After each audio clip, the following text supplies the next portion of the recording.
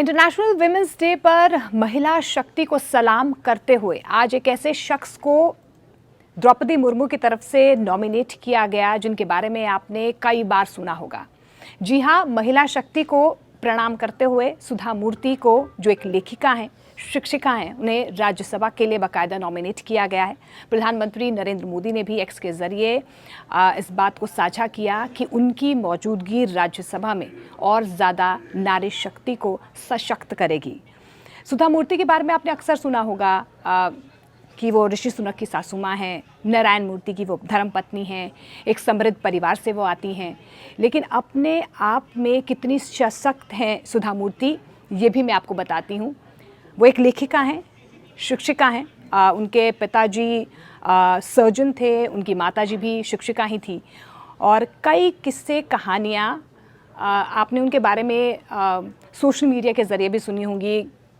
जितने ही समृद्ध परिवार से वो आती हैं, उतनी ही सरल स्वभाव की वो हैं। उनकी बातों के किस्से, जीवन जीने की जो शैली है, जो कला है, उन बातों का वो जिक्र सोशल मीडिया के ज़रिए अक्सर किया करती हैं। लेकिन सामाजिक कल्याण में उनका योगदान अपने आप में कई लोगों को प्रेरणा देता है। और यही वजह है कि उन्हें 2003 में पद्मश्री से नवाजा गया, उसके बाद 2023 में पद्म भूषण से भी उन्हें नवाजा गया। तो अपने आप में सामाजिक कार्यों के लिए, सामाजिक कल्याण के लिए, समाज को आगे बढ़ाने के लिए उनका योगदान कई लोगों को प्रेरणा देता है। और यही वजह है कि आज इंटरनेशनल विमेंस डे पर एक और मौका उन्हें दिया गया है, ताकि वो जब राज्यसभा में रहें तो कई और महिलाओं को उनसे प्रेरणा मिले। सुधा मूर्ति इसलिए भी अपने आप में ख़ास हैं क्योंकि अंग्रेज़ी हूँ, कन्नड़ हूँ।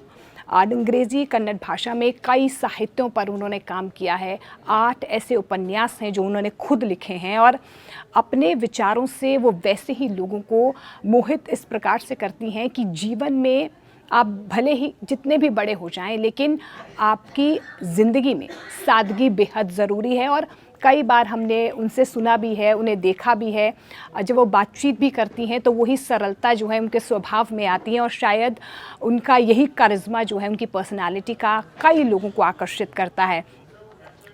एक किस्सा मैं आपको उनका सुनाना चाहूँगी क्योंकि वो बिल्कुल शाकाहारी हैं और उनका बाहर आना जाना लगा ही रहता है। वो कहती हैं कि मैं हमेशा अपने साथ एक चम्मच जो है वो कैरी करती हूँ और खाने पीने की चीज़ें भी अपने साथ कैरी करती हूँ क्योंकि वो शुद्ध शाकाहारी हैं, वो लहसुन भी नहीं खाती हैं।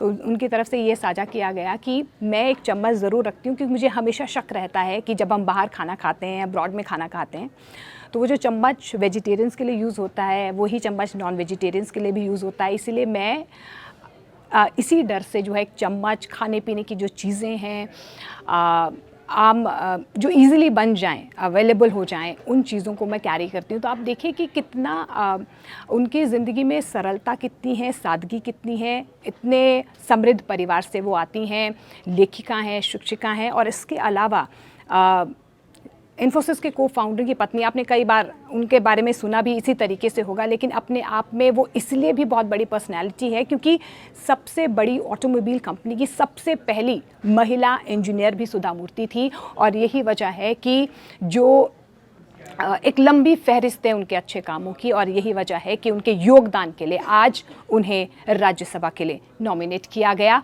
और आगे भी वो इसी तरीके से, जैसे वो प्रेरणा देती हैं दूसरों को, आगे भी इसी तरीके से वो प्रेरणा